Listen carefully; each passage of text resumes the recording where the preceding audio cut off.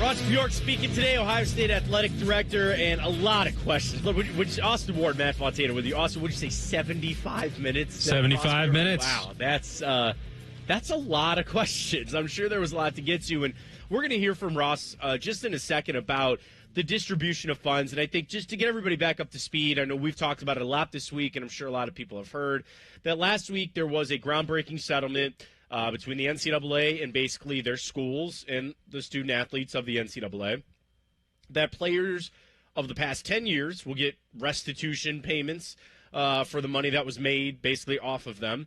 And players moving forward, there will be a $20.5 million allotment per school to be divvied up and paid out to athletes while NIL is still a thing and Ohio State brings NIL in-house. So we get that all up to speed for Ross Bjork today. And the first thing I want to ask you, Austin, before we hear from him, like, what was the vibe? Like, could you see that? I would imagine for a guy like Ross Bjork that this was a great thing to happen, and today was probably a pretty joyous day to sit down and talk about it. Yeah, I think Ross Bjork enjoyed it. He had great command of it, as you would expect. He's been involved in shaping some of this. He's been involved with the rest of his colleagues in, understanding the ins and outs of the House settlement. He's been working, almost for, 2 years, going back to some collaboration with Gene Smith shortly.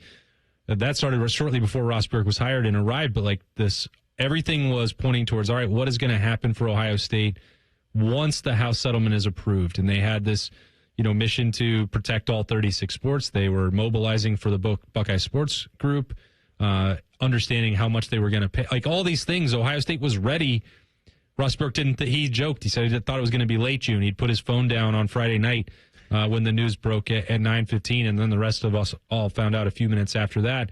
But, earlier in the week, Matt, you and I had talked about this where it was like, yeah, the administrators, the athletic directors, the universities across the country, Big Ten commissioners, whoever, they were all celebrating. And I was like, well, let's pump the brakes here. This is step one out of what could be hundreds of steps. And the way that Ross Bjork described it, and I don't know if I just bought a sales pitch or the command was so impressive that it convinced me. There are things that I'm still personally skeptical about. And that's mainly because I don't have as great of understanding of every single part of it that's going on the way that Ross Bjork would, or that some of the compliance folks at Ohio State who have been, trying to walk me through this thing or the other thing. And there's 1,000 different paths that are all, being walked at once by Ohio State's athletic department and everybody's athletic department across the country. But, that's why it took 75 minutes today. Ross Bjork, there was nothing about it that he didn't know how he felt or how Ohio State would react to it, really. There are things that are beyond his control. But there were certainly a number of topics, namely like NIL Go comes immediately to mind, where you and I mentioned this on Monday and on Tuesday. It's like, well, this is the part where there's going to be more lawsuits and the NCAA or the CSC are going to have to deal with all this.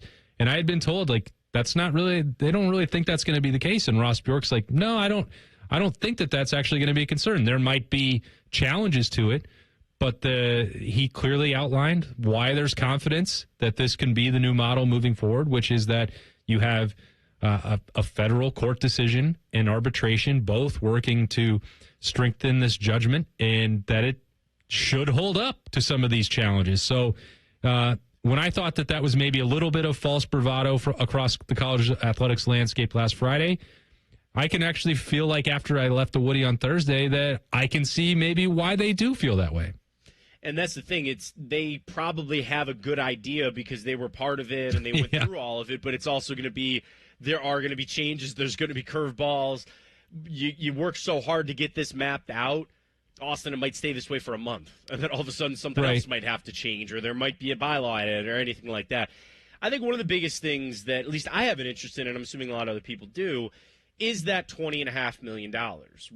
Where's it going? How's it going? So first up, from Ross Bjork today, he just spoke about the distribution of that revenue sharing. Here's Ross Bjork earlier today. There's $20.5 million of revenue share dollars that can now be given to the athlete. And as part of that, anytime you add a new scholarship in any sport, whether it's 1, 5, or 91 like we did, that has to count against the 20.5 million, up to 2.5. Does everyone follow that? 20.5, 2.5 million of scholarships. We added 91. So therefore, there's $18 million to distribute to our sports. And so for us, we will allocate the 18 million starting in 4 sports: women's volleyball, women's basketball, men's basketball, and of course our football program. So that was the most notable thing there at the end from Ross Bjork, saying that those were the 4 sports to start. And obviously men's basketball, with the TV ratings and things like that, I get it was always going to be football. Ohio State's women's basketball program has just been so good recently and been so well. And then the volleyball program, I guess when you think about the women's side of it, wanting 2 men's sports, 2 women's sports, was there any thoughts from you, Austin, on another sport that could have been maybe considered for that? Obviously, the 2 men's were probably locked in. Was there a women's sport that you were maybe thinking could have slid in there as well? I mean, to be honest with you, I wouldn't have been surprised if Ohio State had stopped at 3 or stopped at football alone. Now, I say that a little bit tongue-in-cheek because sometimes I wonder what Ohio State's actual financial commitment and investment is to men's basketball based on some decisions they've made. But you certainly can't ignore that, not given how important that broadcast deal is and how important the history of that program is to contend. So obviously you were going to start with the basketball programs, both the men's and women's, and include football beyond that. But there would have been a case to be made that football is the economic engine. It drives everything over there, and certainly for the athletic department, and to some extent spilling over to the rest of the university. Well, you might as well just continue to invest to the max in that program. So I didn't know if there would be a 4th. You've seen some of the other SEC teams already coming out now saying that, some of theirs include 6. They might have a softball team here. Whatever it is that they choose. Baseball is important to a lot of these SEC teams. And those, probably didn't come immediately to mind for me with Ohio State. I mean, you had other programs that have competed at a very high level. Women's hockey. You've seen investment in men's hockey. You've seen that in lacrosse, some other programs. There are a number of different ways that they could have gone with programs that are really good, that are competing at the top across the national landscape and in the Big Ten every single year. Women's volleyball has been very good. They've hit a little bit of a dip, but they didn't come to mind to me because I don't know, they don't play in the largest arena in the country. There's not a ton of, we don't talk about them on this show a lot. But we also don't know what that exact amount of investment is going to be from Ohio State. They're not following the 75, 15, 10, 5. I don't know if that's the correct breakdown up to 100% or not. I'm not a math major. Sounded good to me. Whatever. I'm trying to get close enough to put it in the ballpark.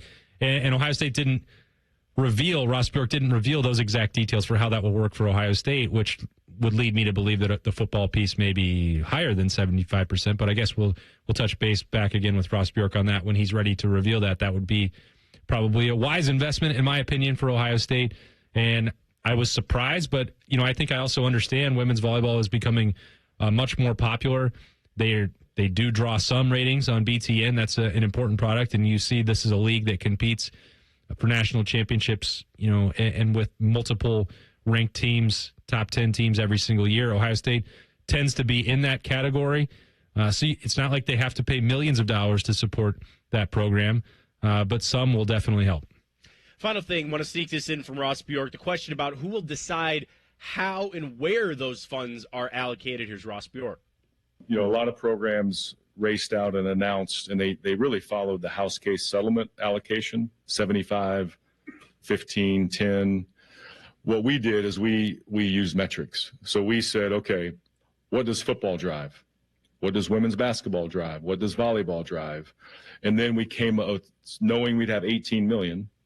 What are some metrics that can put some parameters around how to allocate it? So that was a process through a lot of data, a lot of studying that our staff put together. And then at the end of the day, okay, this is where we think football is.